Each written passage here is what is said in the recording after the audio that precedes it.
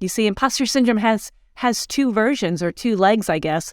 One is the internal experience, what goes on in your head, and then how you interact and enter into the world around other people, usually around other people that you perceive to be smarter, more qualified, more competent, more successful, more prepared, something bigger than you are.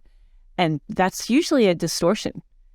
They may be at a different level, but it doesn't mean that they have different worth or different value. So I show people how to reclaim their worth and their value, because that is so important when you get around other people. Instead of thinking, oh, they're so much better than me, you think, no, they're different from me, and this is what I bring to the table. Here's the silver bullet for that one. I challenge people to spend time really documenting what their own skills, abilities, gifts, talents, background, awards, recognition, to really get a full picture of the things that make them great. And then take it a step further and recognize that every single person can do the same thing, and their list of gifts, qualifications, successes is going to be different.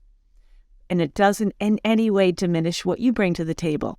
So that when you enter into a room or a world or a group, carrying your little gift, and I use a visual, I call it your dot. In your dot is all of the